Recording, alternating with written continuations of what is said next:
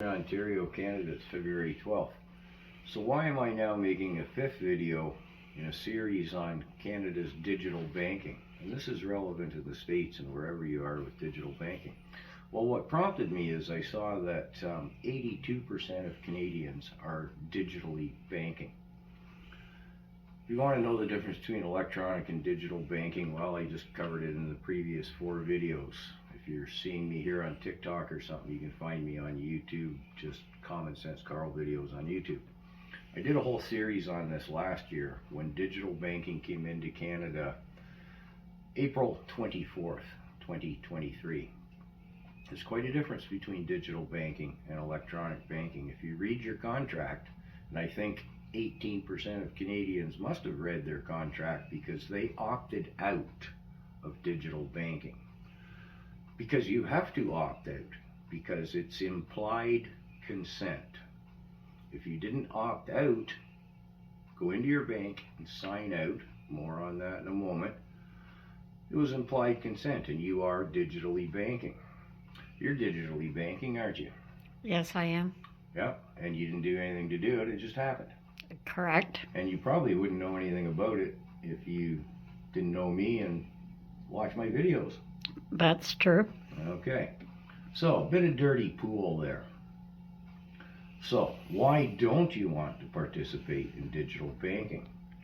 Well, let me preface this by saying tomorrow I'm going to go to my bank, which is TD, and get the client contracts, because this will be the second year. It'll be a new contract from last year when digital banking was introduced, and as a TD client I had 2 contracts, not just one. Proof in the pudding, they are different systems. So what happens if I didn't want to be digitally banking? My bank card is now just becomes a piece of plastic. I'm getting a little ahead of myself here. I have to go into the bank, say I don't want to participate in digital banking, give me the forms to sign out. And none of this implied consent BS, I want out because I read the contract. They say, okay, here you go, sign out.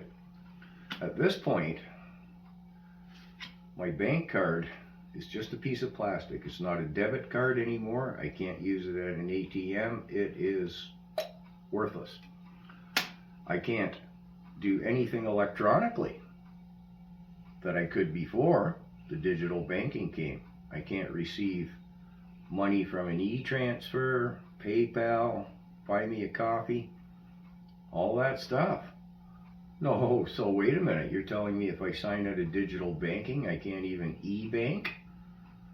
Oh no, that would be illegal, because here in Canada, the banks are, under federal jurisdiction.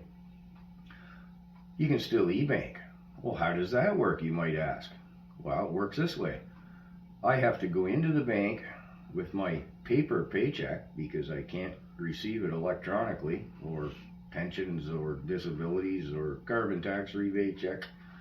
I have to go into the bank with paper money, a paper check. I deposit it. I can pay my bills through my bank account electronically. So you see, I'm still allowed to bank electronically. They've put me into the dark ages and inconvenienced me hugely, and obviously are incentivizing me to keep banking digitally. So in a couple of days I'll get the contract and we'll go through the dark part of that contract and why I think 18% of Canadians have left digital banking. A lot went to credit unions. Whole other subject matter almost.